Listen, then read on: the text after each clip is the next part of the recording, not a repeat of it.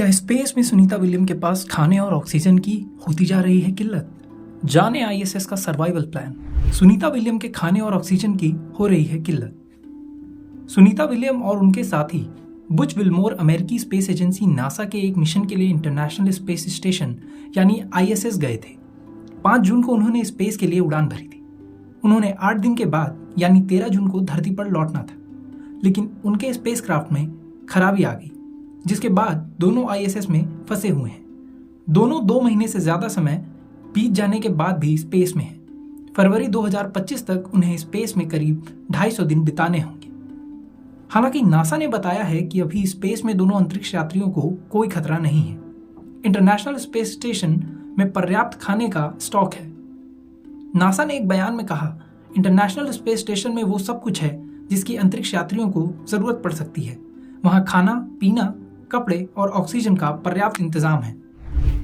2 cargo spacecraft ने ISS में की सप्लाई। नासा ने बताया कि अंतरिक्ष यात्रियों के लिए जरूरी सामान लेकर हाल ही में 2 कार्गो स्पेसक्राफ्ट आईएसएस पहुंचे थे।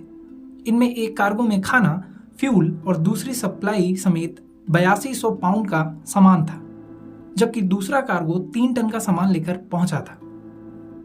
लंबे समय तक अंतरिक्ष यात्रियों के रुकने के लिए आईएसएस में कौन से संसाधन हैं मौजूद?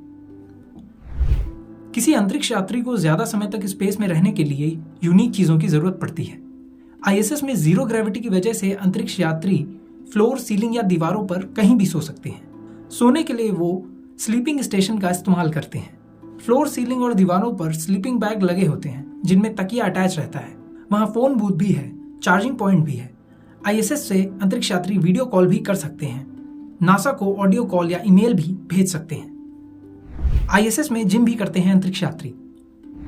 आईएसएस में जिम भी है, इसे एरेड कहते हैं। यहां अंतरिक्ष यात्री वर्कआउट कर सकते हैं, लेकिन वर्कआउट करते समय वैक्यूम सिलेंडर का इस्तेमाल करना पड़ता है ताकि वजन सिमुलेट हो। आईएसएस में अंतरिक्ष यात्री स्क्वाट, डेडलिफ्ट और बेंच प्रेस कर सकते हैं। इससे अंतरिक्ष यात्रियों का मसल मास और बोन डेंसिटी मेंटेन रहता है। स्पेस में सब्जियां भी उगा सकती हैं सुनीता विलियम। आईएसएस में सुनीता विलियम और बुश विल्मोर को वेजिटेबल प्रोडक्शन सिस्टम यानी वेजी ग्रीन का एक्सेस भी मिला हुआ है, यानी दोनों फ्रेश सब्जियां उगाकर खा सकते हैं। यहां तक कि वो स्पेस में पौधे भी लगा रहे हैं जिनसे फूल भी खिल रहा है।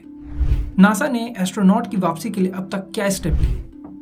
अमेरिकी स्पेस एजेंसी और बोइंग ने विल्मोर और सुनीता विलियम को धरती पर वापस लाने की कोशिश में कंप्यूटर मॉडल सिमुलेशन किए हैं।